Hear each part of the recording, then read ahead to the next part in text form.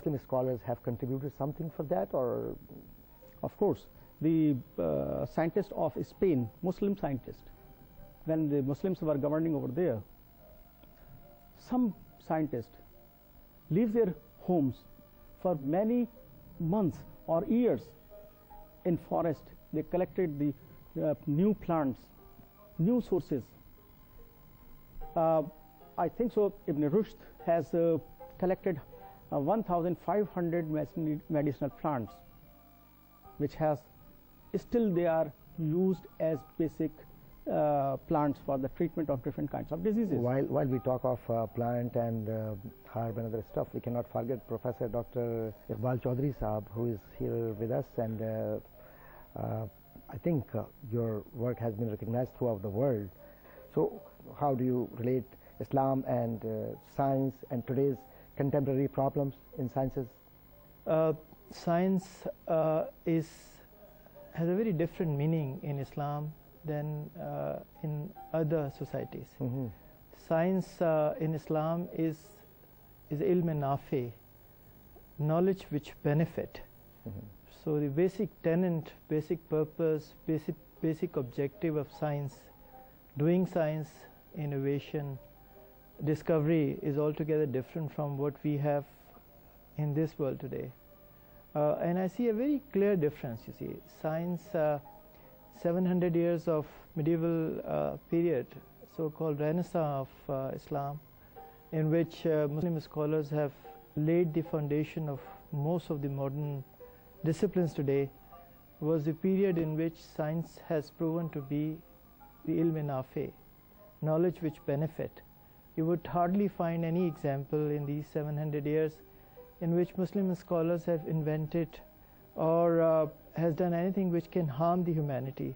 So I see science has a very different meaning in Islam.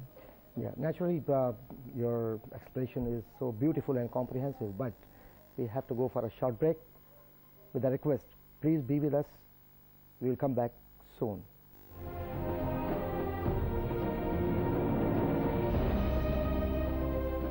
Welcome back in our program.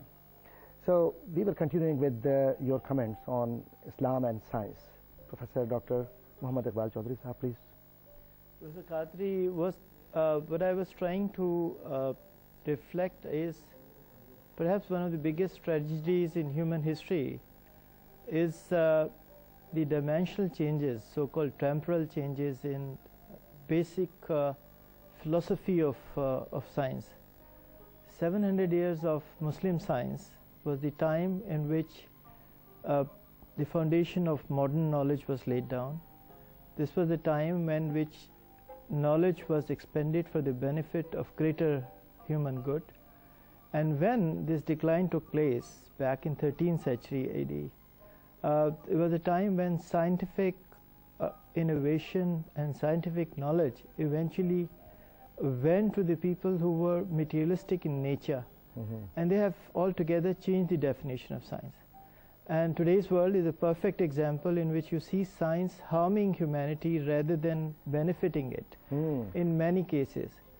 I give you a simple example of atom, which is full of energy, and atom can be used to solve lots of problems, from medicine to energy and a whole dimension of human endeavor.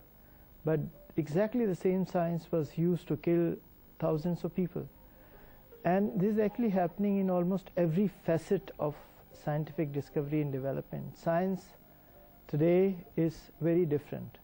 The fruits of human ingenuity has not really reached to the people who need it most. Mm-hmm. And as a result, you see a great distortion in the world. You see people who are divided into two large families, have and have not. There are a great majority of people who have very little to own, and then there is a small minority of people who benefit from everything else because they have acquired the science for their own benefit rather than the benefit of human race as a human family. 20% of the human population consume 80% of the world resources. And this is one example of scientific imperialism, you know. So in my opinion, I think this was the greatest tragedy in human history, when science went from so-called godly people to the worldly people. So you think we have lost our destination? See, what has happened was more serious than what we think. In Islam, spiritualism or progress in world is no different, you know. They are one and same actually. Exactly. And in Islam, everything is controlled by the divine instructions, and as a result everything is used for the benefit of humanity. When you separate them, when you bifurcate spiritualism from scientific or socio-economic development, then there is a major distortion in the human history. Then it becomes altogether a different thing. For instance, in science, in Islam is a valueless, because religion of Islam is itself has its own value, value system. So science is actually used to create a paradigm in which human development takes place strictly under the control of divine laws. While if you take out this part, science becomes religion itself. And that was actually happened. You know, if you look into the Western history, you would find that most of these nations have actually abandoned their own religion and they adopted science as a new religion. And I think this was a great distortion which took place. Muslim science was a science which benefited the human history and human civilization, regardless of their caste and creed and religion. Actually. That's really good, beautiful. Dr. Mansoor, you mentioned some historical names like Jabir ibn Hayyan, Ibn Sina, and other scholars. Why don't we see such greatest important personalities today?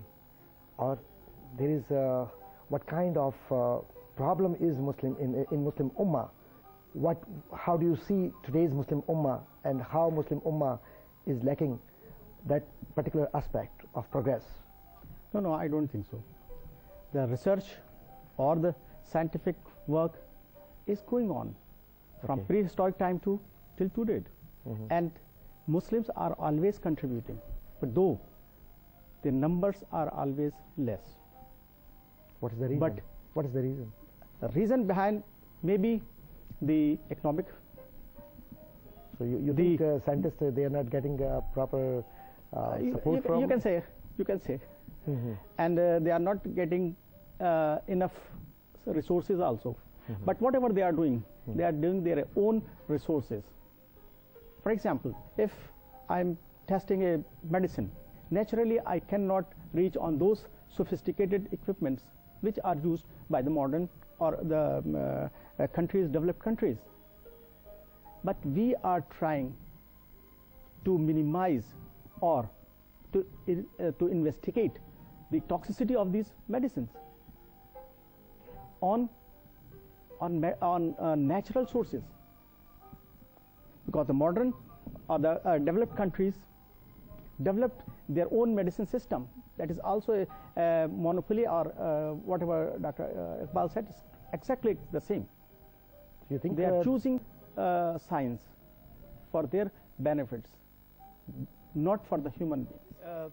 I fully agree with what Dr. Mansoor said. Actually, I think there is an organic relationship between three factors which play an extremely important role in the development of any nation. Number one, a political will, political power. Number two, economic development, and third is scientific innovation and scientific development. If we miss out any of these components, sustainable development is rather difficult. And the proof of this hypothesis is that if you look into the history of Muslim science, you would find that the real science was actually encouraged by Muslim rulers. You know, whether it was Damashq or Baghdad or Qurtuba or Istanbul, you would really find the Muslim rulers, Khulafa, have actually encouraged, gathered around them major scholars of the world, regardless of their religion, and let them work in absolute liberty and freedom, provided them tools and means of doing excellent science. Exactly, and our discussion is going on, but there is a short break. Please be with us. We are coming back very soon.